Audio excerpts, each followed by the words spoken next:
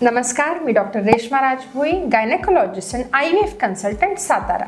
आज आपण जाणून घेणार आहोत थिन एंडोमेट्रियम म्हणजेच गर्भाशयाचं जे अंतस्तर आहे ते जर कमी राहत असेल, ते जर वाढत नसेल तर त्याबद्दल। आपल्या मागच्या व्हिडिओमध्ये खूप सारी माहिती मिळवली की किती एंडोमेट्रियम म्हणजे गर्भाशयाचं अंतस्तर असलं गेलं पाहिजे गर्भधारणेसाठी। सो आपल्याला माहिती आता की साधारणपणे त्याचा जो थिकनेस आहे तो 7 to 9 मिलीमीटर हवा, त्याचा जो पॅटर्न आहे हा ट्रायलॅमिनार हवा आणि त्याचा रक्तपुरवठा जो आहे तो झोन 3 पर्यंत म्हणजे जिथे एक्झॅक्टली गर्भ रुजणार आहे तिथे पर्यंत व्यवस्थितरित्या रक्तपुरवठा हवा आहे। सो जर हे काही नसेल तर गर्भ रुजण्याची जी प्रक्रिया आहे ती व्यवस्थितरित्या होत नाही आणि प्रेग्नन्सीचा जो चान्स आहे कपल्समध्ये तो कमी होतो। तो नेमकी काय कारणं आहेत थिन एंडोमेट्रियमची, काय लक्षणं आहेत आणि आपण कशा पद्धतीने याविषयी उपचार केले गेले पाहिजेत याविषयी आज आपण चर्चा करणार आहोत। सो थिन एंडोमेट्रियम बऱ्याच पेशंट्स फाइल्स घेऊन येतात, 10-10, 12-12 सायकल्स IUIच्या केलेल्या असतात, पण जेव्हा मी बघते तर त्यांचा एंडोमेट्रियम अंडबीज फुटण्याच्या कालावधीमध्ये 4-5 असं असतं। मग त्यांचा पुढचा प्रश्न असतो जेव्हा मी म्हणते की अरे मॅडम एंडोमेट्रियम तुमचं नाही वाढतंय, पण मॅडम मला तर काही लक्षणं नाही आहेत। मग काय लक्षणं असू शकतात? खूप महत्त्वाचं म्हणजे थिन एंडोमेट्रियम आहे तर बऱ्याच महिलांमध्ये कोणतंच लक्षण आढळून येत नाही।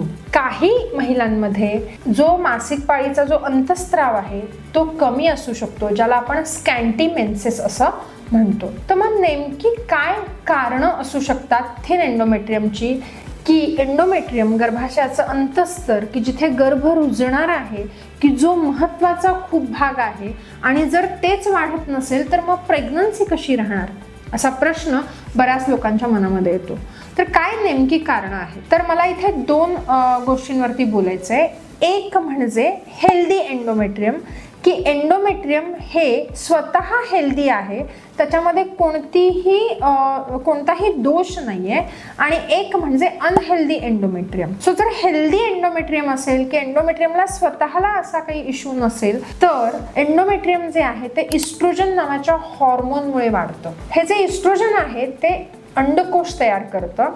जेव्हा फॉलिकल हळूहळू ग्रो होतं तेव्हा हे ग्रो होणारं जे फॉलिकल आहे म्हणजे जे बीज वाढतंय त्याच्या भोवतालच्या ज्या सेल्स आहेत ते इस्ट्रोजन नावाचं हॉर्मोन तयार करतं आणि ते इस्ट्रोजन एंडोमेट्रियम वरती काम करतं आणि मग एंडोमेट्रियम वाढतं। जर हे इस्ट्रोजन व्यवस्थितरित्या तयार होत नसेल म्हणजेच अंडबीजाची क्वालिटी पुअर असेल किंवा प्रीमॅच्युअर ओव्हेरियन फेल्युअर असेल, AMH कमी असेल, एंट्रल फॉलिक्युलर काउंट कमी असेल म्हणजे अंडकोशाची कपॅसिटी कमी असेल तर अशा पेशंट्समध्ये इस्ट्रोजनचं प्रमाण कमी राहतं आणि म्हणून एंडोमेट्रियम वाढत नाही। दुसरा मग भाग आपण बघतोय की अनहेल्दी एंडोमेट्रियम की ह्या एंडोमेट्रियम मध्येच म्हणजे जे गर्भाशयाचं अंतस्तर आहे तिथेच काही इश्यू आहेत।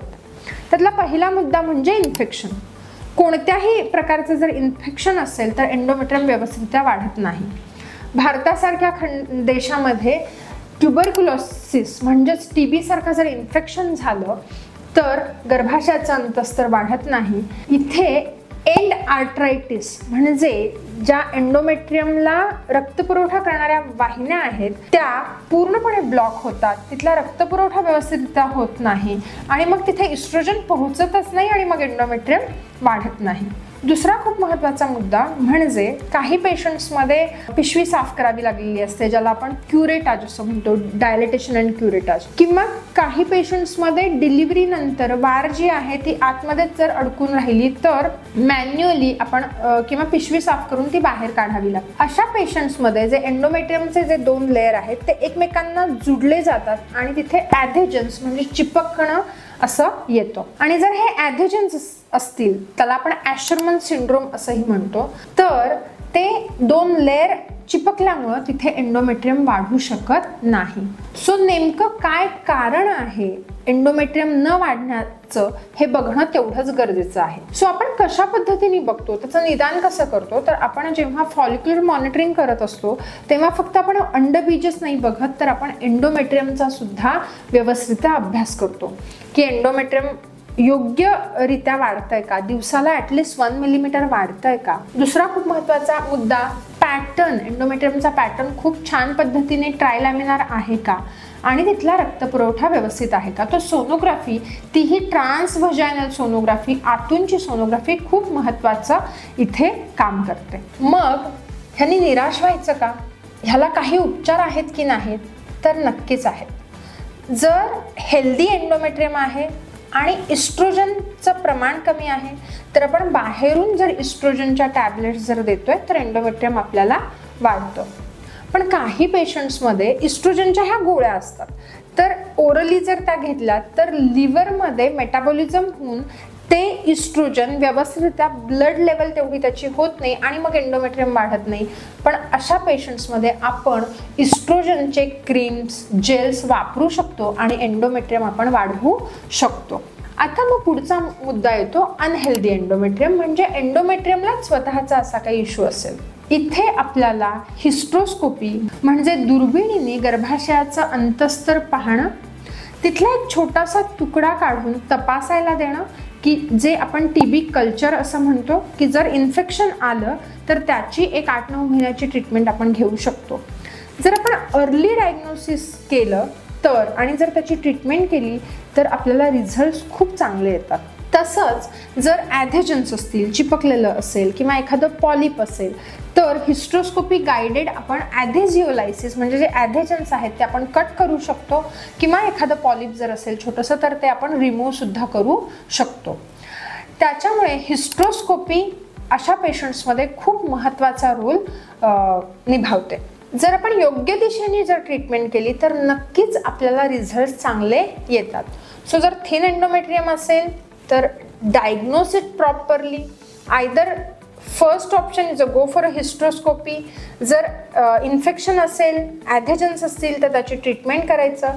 जर हेल्दी एंडोमेट्रियम असेल तर आपण बाहेरून इस्ट्रोजनच्या गोळ्या देऊ शकतो.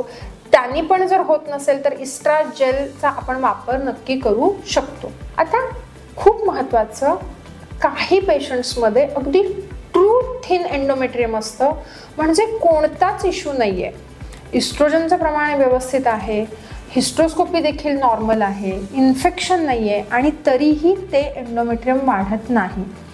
अशा पेशंट्समध्ये आपण PRP किंवा स्टेम सेल थेरपीचा वापर करू शकतो. PRP म्हणजे प्लेटलेट रिच प्लाझ्मा आपण रुटीनली त्याचा वापर करतो आणि एंडोमेट्रियम आपण वाढवू शकतो. स्टेम सेल थेरपीचे खूप अजून स्टडीज तेवढे झालेले नाही आहे, डाटा तेवढा नाही आहे, त्याच्यामुळे त्याचा वापर अजून तेवढा नाही आहे, पण फ्युचरमध्ये ते नक्कीच आपल्याला उपयोगाला येणार आहे. सो जर थिन एंडोमेट्रियम असेल तर नाराज होऊन जायचं नाही आहे, आपल्याला ट्रीटमेंट पुढे कंटिन्यू करायची आहे. कारण अगदी IVF जरी केलं तरीसुद्धा, PRP करून सुद्धा जरी 6 ते 6.5 मिलीमीटरपर्यंत जर आपण एंडोमेट्रियम नेऊ शकतोय तर जवळजवळ 20 ते 25% कपल्सना आपण प्रेग्नन्सी देऊ शकतो. सो 7च्या खाली आहे एंडोमेट्रियम म्हणून प्रेग्नन्सी राहणारच नाही असं नाही. नक्कीच थोडा सक्सेस रेट कमी आहे पण तो 0 नाही आहे. त्याच्यामुळे प्रयत्न करणं गरजेचं आहे आणि ट्रीटमेंट न थांबवणं हे खूप महत्त्वाचं ठरतं. सो जर थिन एंडोमेट्रियम असेल तर योग्य निदान करणं आणि योग्य उपचार घेणं तर हे खूप गरजेचं ठरतं. अशाच प्रकारची माहिती जाणून घेण्यासाठी आमच्या चॅनेलला सबस्क्राईब करा आणि बेल आयकॉनचं बटन दाबा. धन्यवाद.